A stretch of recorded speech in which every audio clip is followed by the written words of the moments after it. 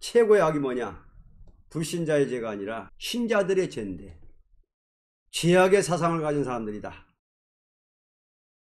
자기 이익만 도모하고 자기 명예, 자기 지위, 자기 권위, 이런 거를 가진 사람들은 죄악의 사상을 가진 사람들이다. 이런 데서는 쓸 사람이 없다. 여호와의 대행자로 쓸 사람이 없기 때문에 거기서 말고 동방, 땅끝, 동방 사람에게 강권으로 임한다. 강권으로 신이 임하고 입의 말씀이 임해가지고 의의 사상 가진 사람들을 모은다 하는 것입니다.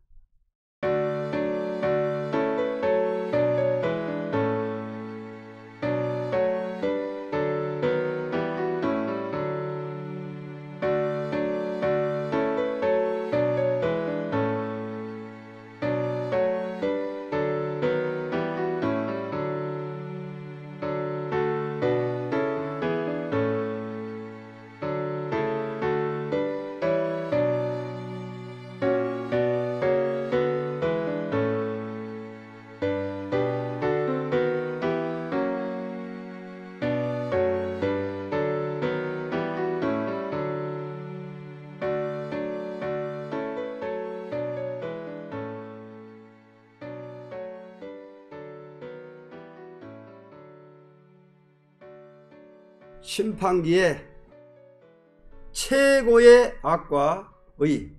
요절 20절. 여호와께서 가라사대 구속자가 시온에 임하며 야곱 중에 죄가를 떠나는 자에게 임하리라. 1절로 5절입니다. 여호와의 손이 짧아 구원치 못하심도 아니요 귀가 둔하여 듣지 못하심도 아니라 오직 너희 죄악이 너희와 너희 하나님 사이를 내었고 너희 죄가 그 얼굴을 가리워서 너희를 듣지 않으시게 함이니 이는 너희 손이 피해 너희 손가락이 죄악에 더러웠으며 너희 입술은 거짓을 말하며 너희 혀는 악독을 바람이라. 공의대로 소송하는 자도 없고 진리대로 판결하는 자도 없으며 허망한 것을 의뢰하며 거짓을 말하며 잔해를 잉태하여 죄악을 생산하며 독사의 알을 품으며 거미줄을 짜나니 그 알을 먹는 자는 죽을 것이요 그 알이 밟힌즉 터져서 독사가 나올 것이니라. 본장은 주 재림기의 교회 안에 극도로 악화된 부패가 올 때 하나님의 강권 역사가 임할 것을 두고 다음같이 가르쳤습니다.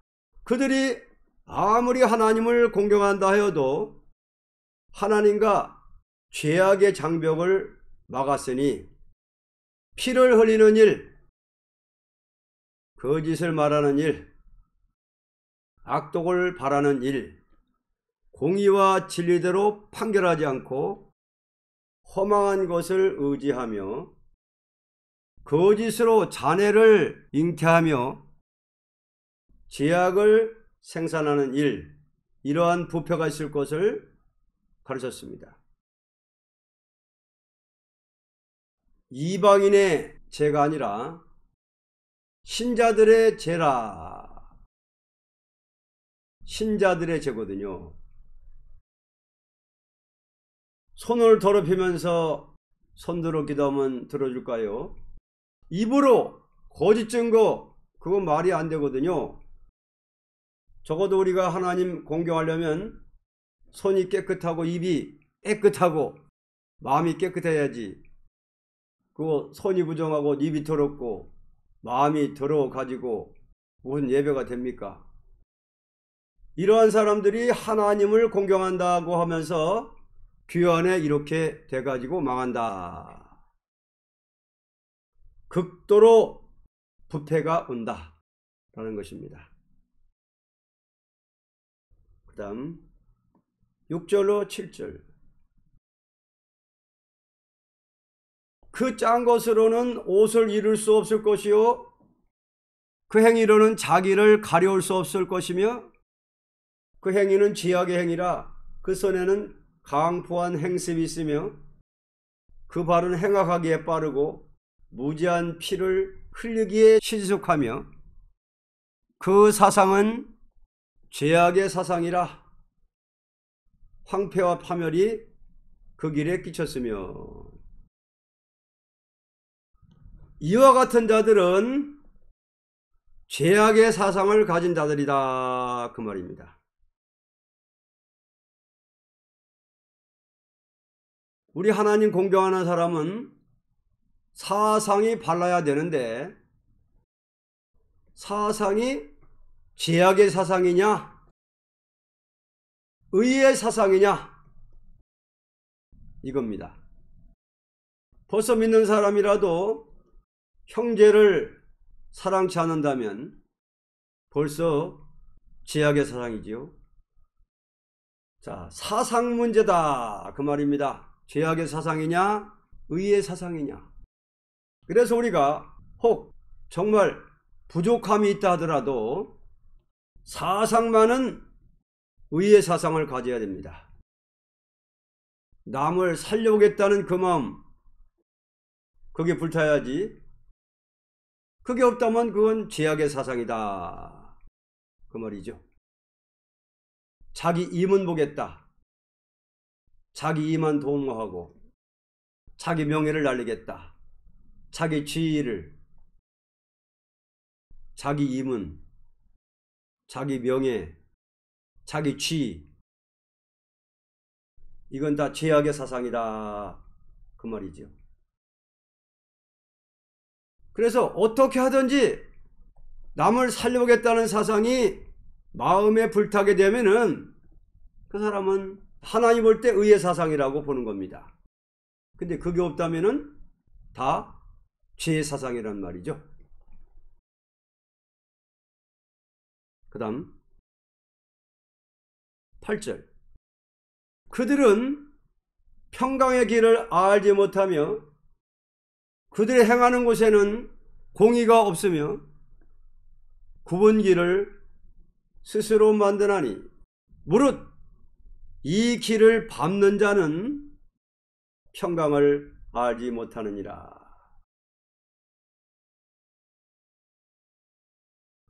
절대적으로 평강의 길을 모르고 굽은 길을 스스로 만들어가는 자들입니다. 바른 진리를 못 받은 사람들이 그 시대적인 평강을 모른다 그 말이죠. 옛날 바리새 교인들이 그리스도의 평강을 몰랐고 말세 교회가 세세의 평강을 모른다 그 말입니다. 9절로 10절. 그러므로 공평이 우리에게서 멀고 의가 우리에게 미치지 못한즉 우리가 빛을 바라나 어두움뿐이요 밝은 것을 바라나 캄캄한 가운데 행함으로 우리가 소경같이 담을 더듬으며 눈 없는 자같이 두루 더듬으며 낮에도 황혼때같이 넘어지니 우리는 강장한 자 중에서도 죽은 자 같은지라. 이들은 빛을 바라나 캄캄한 흑암 중에 행하며 소경같이 된 자들입니다. 죄악의 사상 가진 사람들, 의의 사상을 가지지 못하는 사람들, 바른 진리를 가지지 못하는 사람들은 어둠이다, 흑암이다. 자, 이런 사람들도 빛을 바라보고 괜히 말만 하나님 하나님 그러지 실지는 흑암이라 그 말입니다. 흑암, 소경같이 된 자들.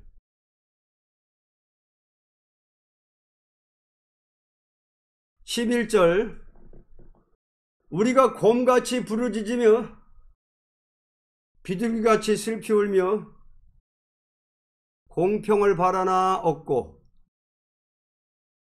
구원을 바라나 우리에게서 멀도다. 이들은 아무리 부르짖고 울며 구원을 바라도 구원에서 멀리 떠난 자들입니다. 이 죄악의 사상, 이런 사상 가지고서 자꾸 부르짖는다고 들어줄까요? 구원을 바란다고 구원을 줄까요? 예수님이 뭐랬어요?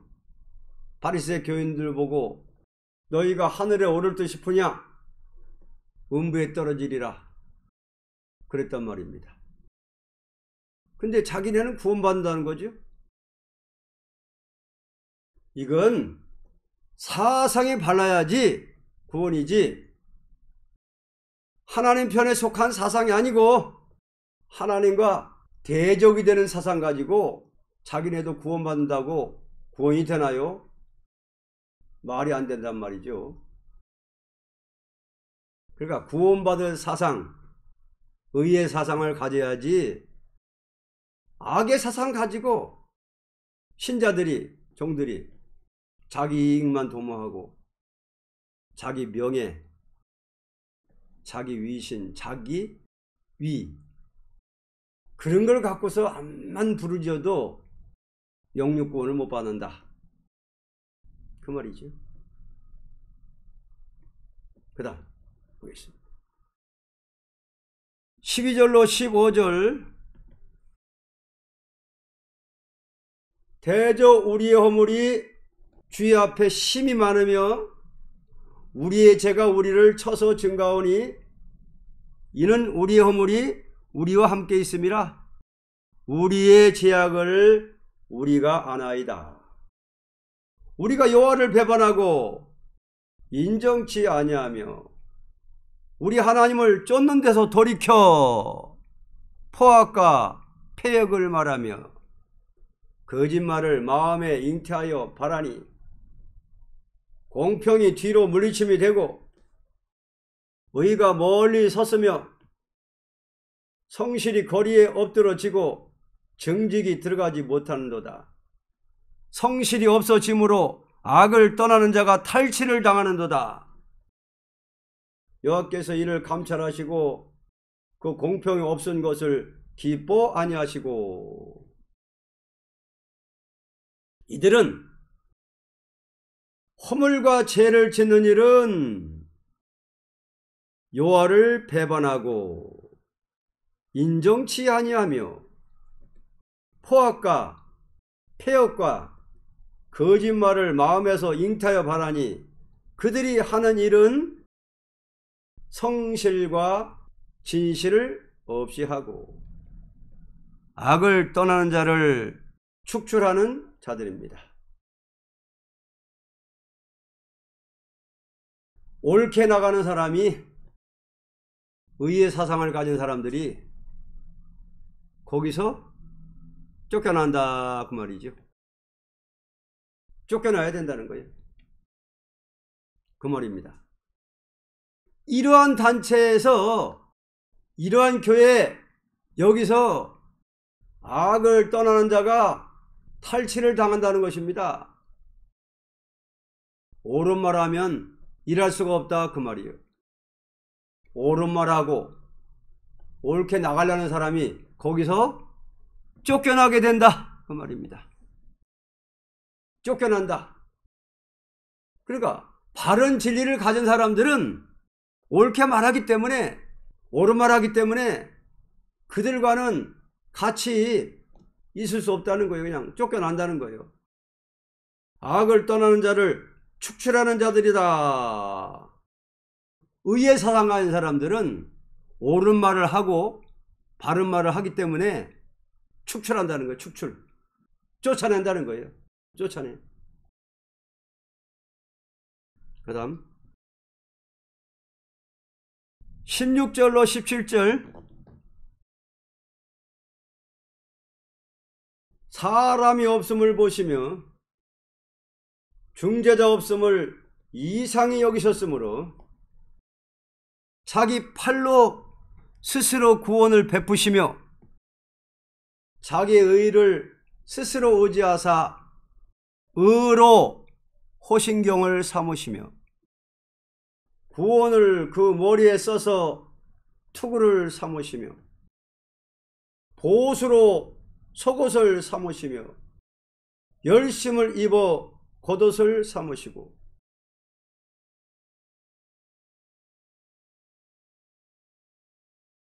이와 같이 악화될 때 여호와께서 들었을 만한 사람이 없으므로 친히 팔로 스스로 구원을 베풀며 자기의 의를 스스로 의지하고 강권 역사로 행사하는 것입니다.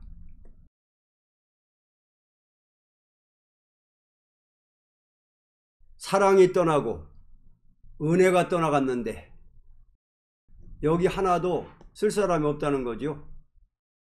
새 시대 건설할 자 없다는 거죠. 세세 갈 사람. 그런 데서는 진노의 날에 남을 자가 없다 그 말입니다. 중재자가 없다는 건 하나님께서 어느 사람을 내세워서 당신의 대행자로 쓸 사람이 없다 그 말입니다. 중재자가 없다는 것은 이런 데서는 하나님의 대행자로 쓸 사람이 없다 그 말입니다. 그러니 그냥 심판이 됩니까? 강권 발동해야 됩니까? 강권 발동하신다 그 말이죠.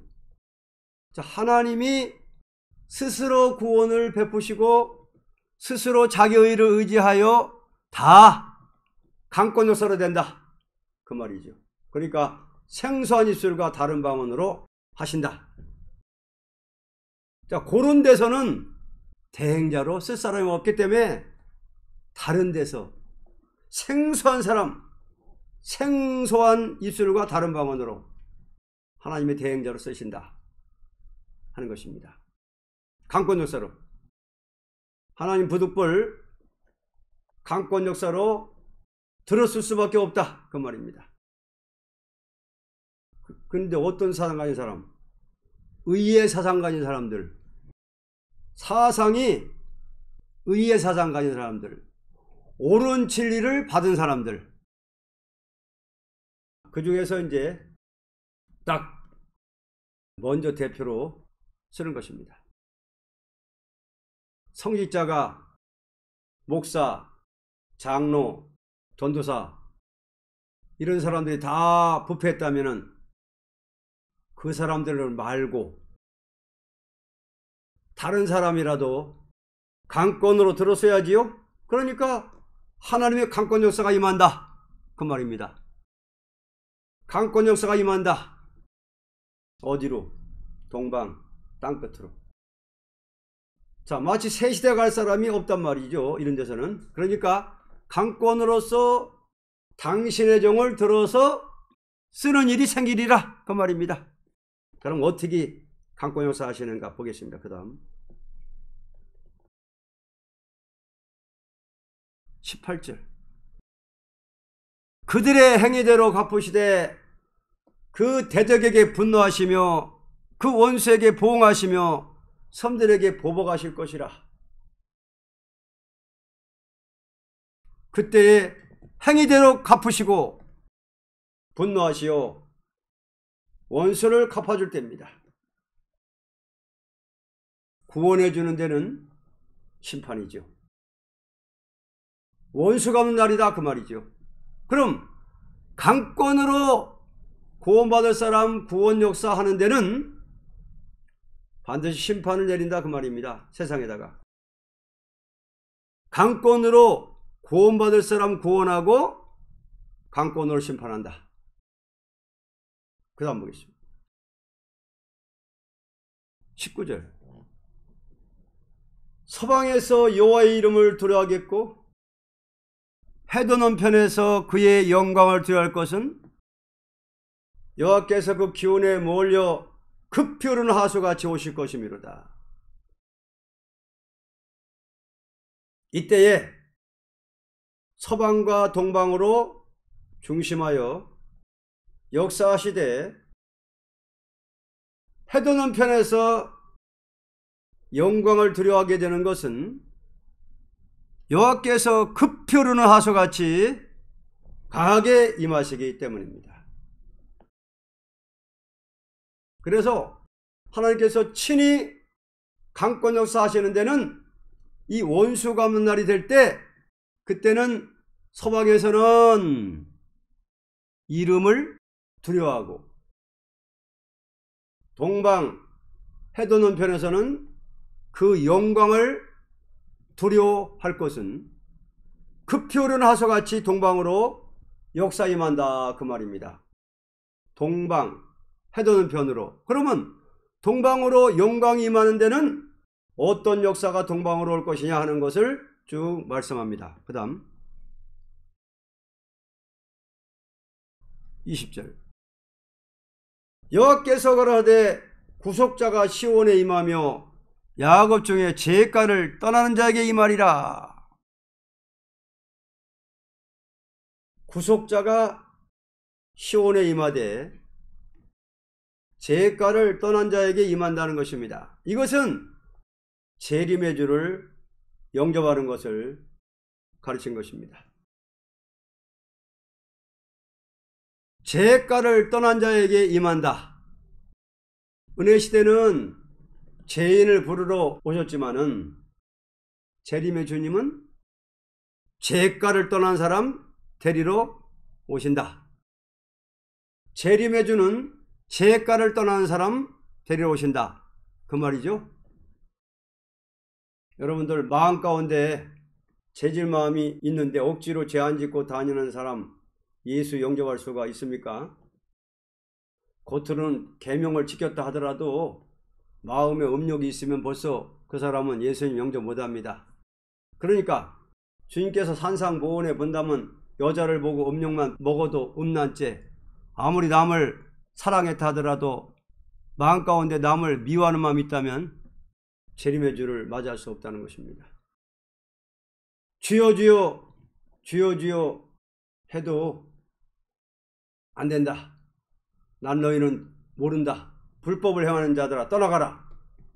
거룩한 신랑주를 맞이할 사람의 마음에 더러운 마음이 있고 죄가 있고 인색하고 됩니까? 안 되잖아요. 그러니까 자, 죄가를 떠났다면은 제 생각이 없어지고 마는 것입니다. 제 생각이 절대 나지도 않는다, 그 말이죠. 그렇게 돼야 우리가 재림의 주를 맞이할 수가 있다는 것입니다. 마음에 자꾸 죄가 생기는데 도덕적으로 죄를 안 짓는 그 사람이 아니다. 마음 가운데서부터 죄가 아주 없다, 그 말이죠. 그런 사람이라야 이것이 된다, 그 말입니다. 몸까지도, 마음에도 몸에도 원죄도 선악과의 질도 싹 죄가 없어진 사람들이라야 재림의 주를 맞이한다, 그 말이죠. 그 다음 21절.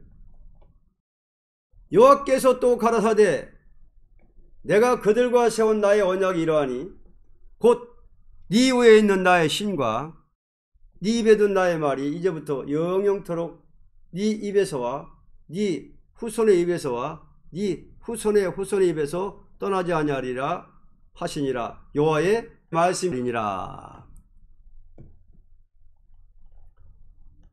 이때에 주를 맞이할 자는 죄가를 떠난 자로 신을 받고 입의 말씀이 임해서 영원토록 같이 하시되 후손의 후손에게까지 신이 같이 하신다는 것입니다.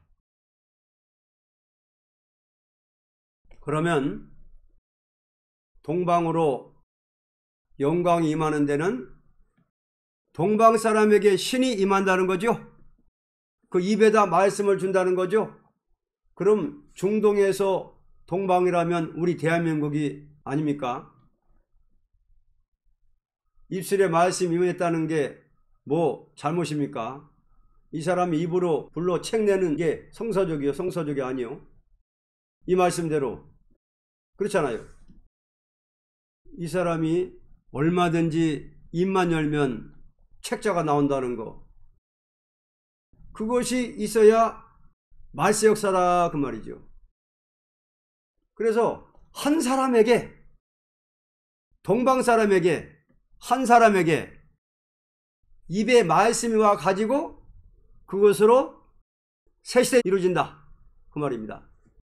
후손의 후손, 영원히. 다른 거 없단 말이죠.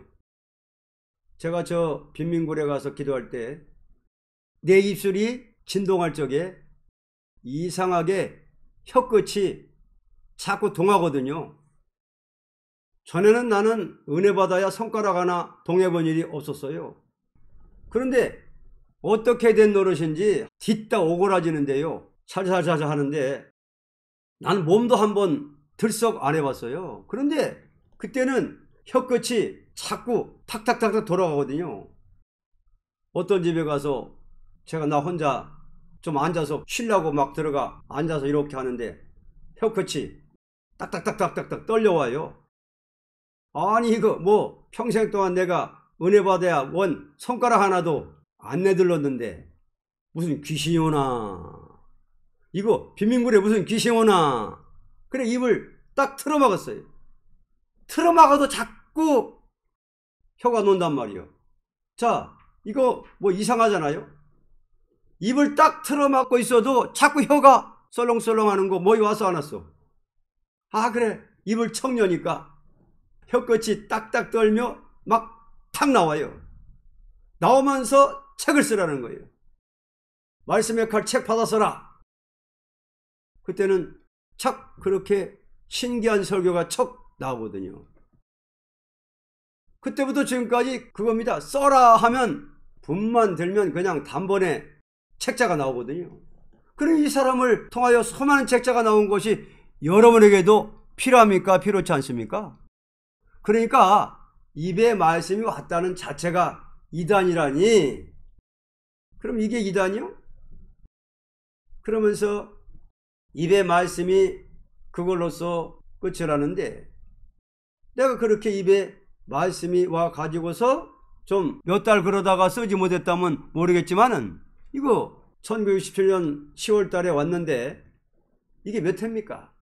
5년 동안 계속으로 책자가 나오는데 어떻게 부인할 수가 있습니까? 저는 짬만 있다면요 얼마든지 책자 낼 수 있어요. 짬이 없어서 그렇죠. 그냥 말이 나와요. 책에다가 그냥 나와요. 논설 써라 하면 논설이 나오지. 하여간 뭐나 써라 하면 다 나와요. 편리하죠? 편리해요. 편리합니다. 그러면 동방 사람에게 임했고 신이 내게 임했다. 신이 내게 임했습니다. 그러면 이것이 성서적이지 어찌해서 동방 사람에게 왔다는 거 이게 잘못이냐? 그럼 중공으로 올까요? 중공세계에 이게 올까요? 중공세계? 올 데가 어디 있습니까? 기도 많이 하는 사람 잡아다 가두고 성경 많이 보는 사람 잡아 가두는 판인데 중공세계에서 그러니 대한민국에 와야지요. 결론입니다. 하나님께서 극도로 악화된 교회에 극도로 강하게 역사하여서 강하게 임하시되 해도는 동방을 중심하여 역사한다는 것을 가르친 것입니다.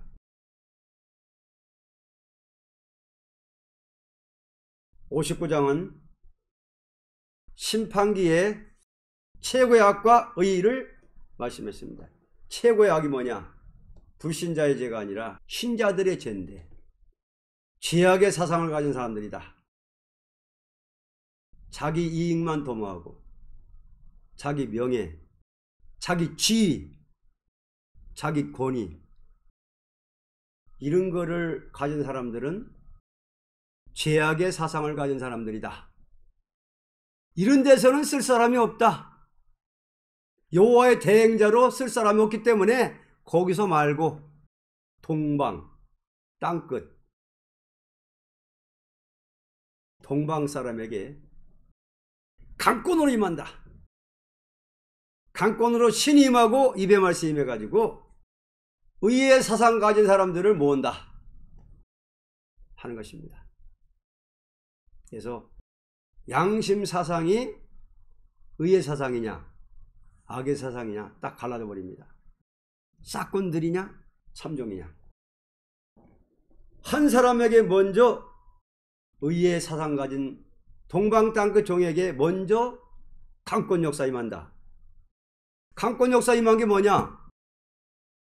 아이 뭐 그냥 은혜 시대에 많은 사람들은 막 손바닥이 붓기도 하고 떨기도 하고 뭐 그냥 내들기도 하고 별거 다 있는데 자기는 그런 걸 체험을 안 했는데 갑자기 혀가 요동을 치더라는 거지. 갑자기 입을 막 틀어막아도 막 그 강권 역사가 그렇게 임했다는 거예요. 지금 간증을 할 때. 아 자기는 안 하려고 하는데도 그냥 강권 역사 임해가지고 막 해가지고 그냥 나중에는 틀어막다 할 수 없으니까 탁 열었더니 말씀 받았어라 이게 명령이 내려오는 거예요. 이게 강권 역사예요. 자기가 뭘 원해서 하는 것도 아니에요. 이런 역사님은 사상 하나는 의의 사상을 가진 분이고 이제 후손들에게도 신을 준다라는 게 이제 말씀입니다. 우리는 후손이지 부모가 아니죠. 영적으로.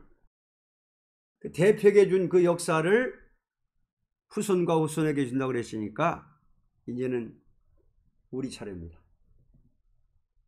후손 차례예요. 이제 여기 그랬잖아요. 후손에까지 신이 같이 하신다.